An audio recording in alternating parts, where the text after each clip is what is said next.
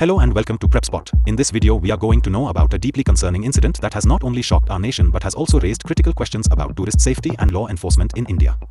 On 6th March 2025, near the picturesque Sanpur Lake, located just about 4 kilometers from the renowned Hampi ruins in Karnataka, a heinous crime unfolded that has since dominated headlines. A 27-year-old Israeli tourist and a 29-year-old local homestay operator became victims of a brutal gang rape, an event that has ignited widespread outrage and spurred urgent calls for improved security measures in one of India's most celebrated tourist destinations. This incident, which began under the guise of an extortion attempt when the accused initially demanded petrol and a small sum of money before resorting to violence, rapidly escalated into an appalling display of cruelty. As reports indicate, the attackers, arriving on motorcycles, not only assaulted the women but also targeted a group of male tourists, with one unfortunate victim from Orissa being pushed into the Tungabhadra left bank canal, only for his body to be recovered on 8th March 2025. The sequence of events has forced us to confront the pressing issue of safety in tourist locales, especially in areas that are otherwise revered for their cultural and historical significance, such as Hampi, a UNESCO World Heritage Site known for its breathtaking ruins and rich history. The incident, which occurred during the late hours between 11 and 11:30 p.m., has shocked the nation and drawn vehement criticism from various quarters. The involvement of a foreign national in such a brutal crime has not only damaged India's image on the international stage but has also sparked a chorus of "Shame on India" sentiments across social media and in public discourse. The fact that this crime took place in Hampi, a location that attracts thousands of tourists every year, has underscored the critical need for enhanced security measures and vigilant law enforcement in our popular tourist spots. In light of this, local activists, residents, and even some government officials have repeatedly called for a reassessment of safety protocols, emphasizing the necessity for better lighting, increased night patrols, and swift emergency response systems in areas that are prone to isolation after dark. Following the incident, the response from the local police and government authorities was both swift and decisive. The first information report, FIR, was registered almost immediately, and within a span of 48 hours, two of the accused, identified as Malesh and Sai Chetan, were apprehended, while other suspects remain at large. To ensure that the investigation proceeds without delay, the Karnataka police have set up 6 special investigation teams dedicated to tracking down every individual involved in this despicable crime. Koppal Superintendent of Police Ram L. Arsiddhi confirmed that these teams are working round the clock, utilizing all available forensic and technological resources, including CCTV footage and witness statements, to piece together the events of that fateful night. Meanwhile, Karnataka Chief Minister Siddaramaiah has openly condemned the incident, labeling it a heinous crime that reflects poorly on the state's ability to protect both its citizens and visitors. His administration has assured the public that every possible measure is being taken to ensure justice for the victims and to restore confidence in the state's tourist safety infrastructure. As we examine the broader implications of this incident, it is essential to recognize that the repercussions extend far beyond the immediate tragedy. The gang rape of the Israeli tourist and the local homestay operator is a stark reminder of the vulnerabilities that persist in some of our most celebrated tourist destinations. Historically, Hampi has been known as a heaven for history enthusiasts and travelers from around the globe. However, this recent incident has once again brought to light the inherent risks associated with inadequate security measures, especially in areas that become increasingly isolated after dusk. Such incidents not only tarnish India's reputation as a safe and welcoming destination for international visitors but also have the potential to impact tourism revenue significantly. With the tourism industry being a crucial component of Karnataka's economy, any negative perception of safety can lead to a downturn in tourist inflow, affecting local businesses and the livelihoods of countless residents who depend on tourism. The timing and location of this crime are also critical in understanding its full impact.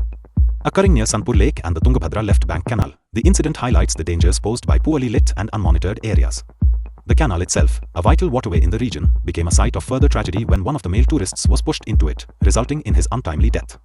This grim detail underscores the broader issue of insufficient public safety infrastructure in remote tourist zones.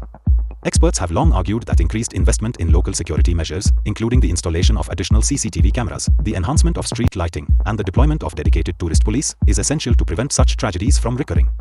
This incident serves as a case study that may well prompt policymakers to re-examine and strengthen security protocols in tourist areas not just in Karnataka, but across the country. Moreover, the nature of this crime has sparked a debate about the systemic challenges in ensuring the safety of both foreign tourists and local residents alike. It is particularly alarming that the homestay operator, a local resident who had chosen to open up her home to visitors, was among the victims. Her involvement in this incident is a poignant reminder that safety concerns are not limited to foreign nationals but also extend to the very communities that host them. The dual victimization of a foreign tourist and a local resident amplifies the urgency with which the authorities need to address these issues. With the world watching and international media closely monitoring the situation, the government now faces the dual challenge of ensuring justice for the victims and taking proactive steps to mitigate future risks. In the wake of this incident, several key questions have emerged regarding the adequacy of current tourist safety measures and the role of local law enforcement in protecting vulnerable groups. Critics argue that while the swift police response is commendable, it also exposes systemic gaps in the existing security framework. For instance, why were there no preventive measures in place to deter such a crime in an area frequented by tourists? What steps can be taken to ensure that similar incidents are not repeated? These questions are not merely academic, they have profound implications for India's broader efforts to position itself as a safe and attractive destination for global travelers. The government's response in the coming weeks will be closely scrutinized, both by local stakeholders and by the international community, as they seek assurances that such a gross lapse in safety will not be tolerated. Furthermore, the international dimension of this crime cannot be overlooked. The involvement of an Israeli tourist has already triggered discussions at the diplomatic level, with some international observers questioning the state of tourist security in India. In an era where global mobility is at an all-time high, incidents like this have the potential to affect bilateral relations and alter travel advisories issued by foreign governments. That "shame on India" narrative that has been echoed across various media outlets reflects a broader sentiment of disillusionment and concern, which could, if left unaddressed, have long-term repercussions for India's tourism industry. It is imperative, therefore, that the government not only brings the perpetrators to justice but also takes concrete measures to rebuild trust among the international community. As competitive exam aspirants, it is crucial to understand the multifaceted dimensions of this incident, from the factual details and the swift police response to the broader implications for national image and tourism safety.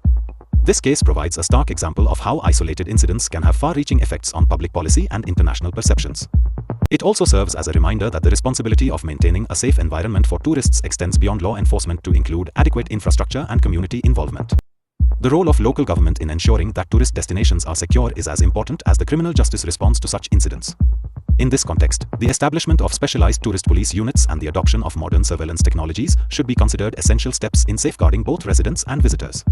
In summary, the gang rape incident near Hampi is not just a local tragedy, it is a national crisis that calls for introspection and swift action. The incident, which unfolded in the quiet hours near Sanpur Lake, has exposed serious vulnerabilities in our tourist safety protocols and highlighted the need for immediate reforms. With key officials like Karnataka Chief Minister Siddaramaiah and Koppal Superintendent of Police Ram L. Arsiddi leading the charge, there is a concerted effort to bring the perpetrators to justice and to implement robust measures to prevent such crimes in the future. The formation of 6 special investigation teams and the prompt registration of the FIR reflect the seriousness with which the authorities are treating this case. However, as we move forward, it will be imperative for both policymakers and law enforcement agencies to address the underlying issues that allowed this crime to occur in the first place. As we conclude our session today, I urge all of you to reflect on the lessons that can be drawn from this incident. It underscores the pressing need for a comprehensive overhaul of our tourist safety mechanisms, from improved lighting and increased police patrols to community engagement and the adoption of advanced surveillance technologies. For those of you preparing for competitive exams, understanding the intricacies of this case, from the timeline and factual details to its broader socio-political implications, will be invaluable. It is a reminder that current affairs are not just about isolated events, they are interconnected with the fabric of our society and the policies that shape our everyday lives. Answer this question in comments. The correct answer will be given heart and pinned. Lastly, we just want to let you know that we are a newly emerging online platform for competitive exams. Creating educational explainer videos like these requires a lot of effort, money, and time. If you like these videos and want us to excel and create videos in all categories of competitive exams, then you can consider supporting us with a one-time donation through the Ko-fi platform and also by becoming a member through Patreon. This will help us create more such informative educational videos in the competitive exams space. So, one last time, subscribe and share this channel with all your friends who are preparing for competitive exams. And also, follow us on social media platforms. The links are given in the About section of the channel and also in the video description. So, see you in the next video.